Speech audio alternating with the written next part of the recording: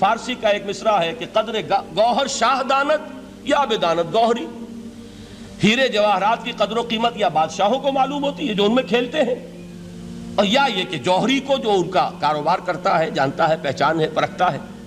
عام آدمی کو کیا پتا، اس کے ہاتھ پہ اگر کوئی آپ ہیرا رکھ دیں وہ سمجھے شاید کو کوئی کانچ کا ٹکڑا ہے، اسے اس کے اندر کوئی فرق محسوس نہیں ہوگا۔ قدر گوہر شاہ دانت یا بدانت گوہری، کہ ہیرے جواہرات جو ہیں ان کی قدر و قیمت کا اندازہ یا بادشاہوں کو ہوتا ہے یا جوہری کو ہوتا ہے۔ تو قرآن مجید کا عظمت کا صحیح ادراک یا اللہ کو ہے یا محمد الرسول اللہ کو ہے صلی اللہ علیہ وسلم۔ باقی جو کچھ دنیا دیکھتی ہے وہ تو وہ ظاہر کا ایک پہلو ہے، وہ تاریخی حقائق ہیں جو میں نے آپ کے سامنے رکھے۔ باقی قرآن مجید کی عظمت کا کوئی صحیح ادراک ہو سکتا ہے یا وہ اللہ تعالیٰ کی زبانی اور یا ہوگا محمد الرسول اللہ صلی اللہ علیہ وسلم کے فرامین کی روح سے۔ دیکھیے قرآن مجید کی عظمت یہ کلام ہے، اس کی کلام کی عظمت کا پہلا پہلو ہے متکلم کی عظمت کے اعتبار سے۔ عربی میں کہا جاتا ہے کہ کلام الملوک ملوک الکلام ہے، بادشاہوں کا کلام کلاموں کا بادشاہ ہوتا ہے۔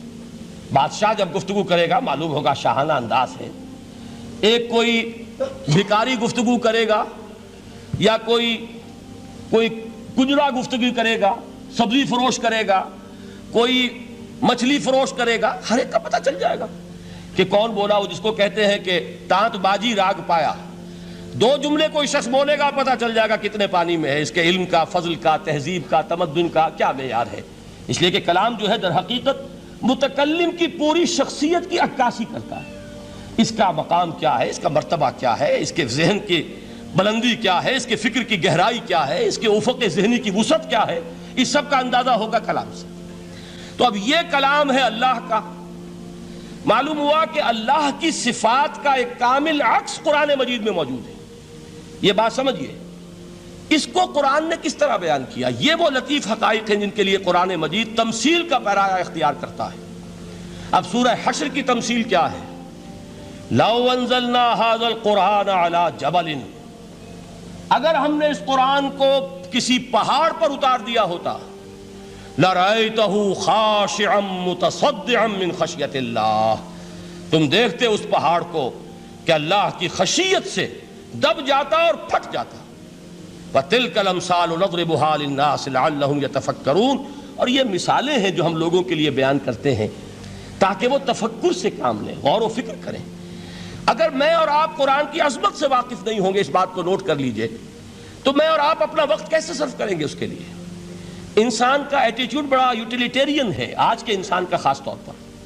وہ کسی ایسے ہی کام کے لیے وقت لگائے گا جس میں اس کے لیے فائدہ ہو، اور اس فائدے کی چیز اگر نہیں ہے تو اس کی طرف متوجہ نہیں ہوگا۔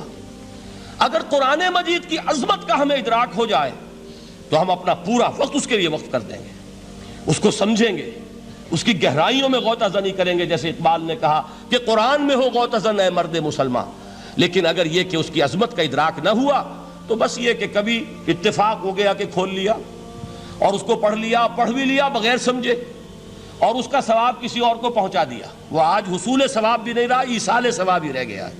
ورنہ یہ کہ بہرحال علامہ اقبال نے جو اس پر پھپتی چست کی ہے کہ بآیا تشترا کارے جزی نیست کہ از یاسین او آساں بمیری، اس قرآن کی عظیم آیات سے اے مسلمان آج تیرا سروکار صرف اتنا رہ گیا ہے کہ کوئی شخص مر رہا ہو، عالم نزع میں ہو، تو اس کو یاسین سنا کر اس کی جان جلدی سے نکال دو، آسانی سے نکل جائے۔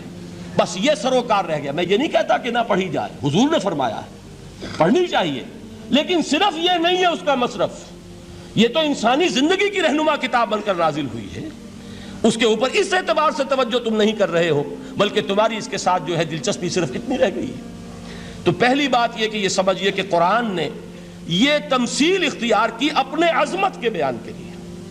اگر ہم نے اس قرآن کو پہاڑ پر اتار دیا ہوتا تو تم دیکھتے کہ وہ پھٹ جاتا اور دب جاتا۔ اب اس کو سمجھیے، القرآن یفسر بعضہ بعضا، قرآن کا ایک حصہ دوسرے حصے کی تفسیر کرتا ہے۔ سورہ اعراف میں واقع آیا ہے کہ حضرت موسیٰ علیہ السلام کا آپ کو معلوم ہے کہ کوہ طور پر اللہ تعالیٰ سے ہم کلامی کا شرف حاصل کرتے تھے، گفتگو ہو رہی ہے لیکن اللہ نظر نہیں آ رہا۔ اب اس کو اپنے اوپر طاری کیجئے کہ صاف سامنے آتے بھی نہیں، صاف چھپتے بھی نہیں۔ یہ جو صورتحال تھی کہ اگر کسی کی آپ آواز سن رہے ہیں، کلام سن رہے ہیں، سامنے نہیں آ رہا، تو آپ کے دل میں خواہش پیدا ہوگی کہ ذرا سا یہ پردہ بھی اٹھا دیا جائے، مجھے دیدار بھی حاصل ہو جائے۔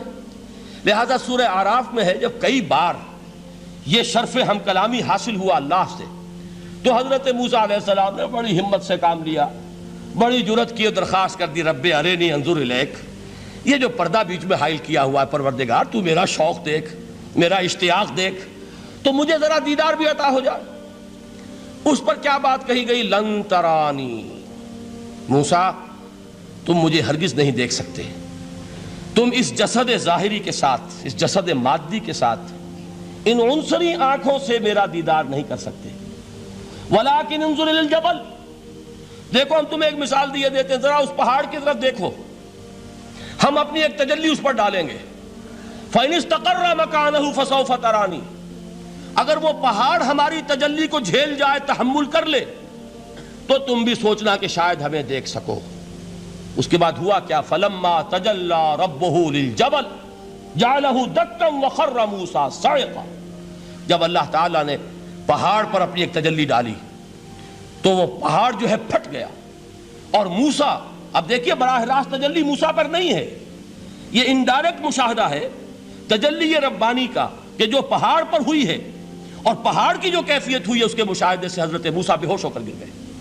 وَصَعِقَ مُوسَىٰ خَرَّ مُوسَىٰ صَعِقًا، یہ ہے وہ مثال جو یہاں دی ہے قرآن کے لیے۔ لَوْ أَنزَلْنَا هَذَا الْقُرْآنَ عَلَىٰ جَبَلٍ لَرَأَيْتَهُ خَاشِعًا مُتَصَدِّعًا مِّنْ خَشْيَةِ اللَّهِ، نتیجہ کیا نکلا؟ انفر کیجئے، استدلال، استنتاج، نتیجہ یہ نکلا کہ جو تاثیر تجلی ذات ربانی کی ہے وہی تاثیر کلام ربانی کی ہے، صرف یہ ہے کہ ہمیں اس کا شعور نہیں، ہمیں اس کا ادراک نہیں۔ یہ بالکل ذات کی تجلی کی جو تاثیر تھی وہی قرآن خود بیان کر رہا ہے کہ اس کلام ربانی کی بھی۔ اس کو بھی علامہ اقبال نے خوب کہا ہے، فاش گویم آنچ در دل مزمرست، صاف کہہ دیتا ہوں جو کچھ میرے دل میں ہے، این کتابیں نیست چیزیں دیگرست، اسے کتاب نہ سمجھ بیٹھنا قرآن کو، یہ کتاب نہیں ہے، کچھ اور ہے۔ کچھ اور کیا ہے؟ مثل حق پنہاؤ ہم پیداستو، زندہ پائندہ گویاستو، یہ تو جیسے اللہ تعالیٰ کی ذات ہے، مثل حق، ذات حق سبحانہ و تعالیٰ کی طرح یہ زندہ ہے، پائندہ ہے، مثل حق پائندہ گویاستو، یہ جو ہے زندہ ہے، یہ متکلم ہے، کلام نہیں ہے۔ کل صفات ربانیہ جو ہیں ظاہر اور باطن، مثل حق پنہا، ظاہر و پنہا، اور حی و قیوم جیسے اللہ کی ذات ہے، وہی صفات اس کلام کی ہیں۔ اور اس کے بعد وہ شعر آیا تھا جو میں پہلے سنا چکا ہوں، چوں بجاں در رفت جاں دیگر شود، جب یہ قرآن کسی انسان کے اندر سرایت کر جاتا ہے، اس کے دل پر نازل ہوتا ہے۔ دیکھیے یہ الفاظ آپ کو کہیں اور نہیں ملیں گے۔ میرے نزدیک جہاں علامہ اقبال اس دور میں قرآن کی عظمت کا سب سے بڑا ثبوت ہے، وہاں عظمت قرآنی کے سب سے زیادہ واقف اور اس کا سب سے زیادہ شعور رکھنے والے بھی علامہ اقبال ہیں۔ یہ الفاظ آپ کو کہیں نہیں مل سکیں گے کہ مثل حق پنہاؤ ہم پیداستو، زندہ و پائندہ گویاستو، چوں بجاں در رفت جاں دیگر شود، جاں چو دیگر شد جہاں دیگر شود۔ جب یہ انسانوں کے اندر سرایت کر جاتا ہے، ان کے اندر ایک انقلاب آ جاتا ہے، اور یہ اندر کا انقلاب ہے جو ایک عالمی انقلاب کا پیش خیمہ بنتا ہے۔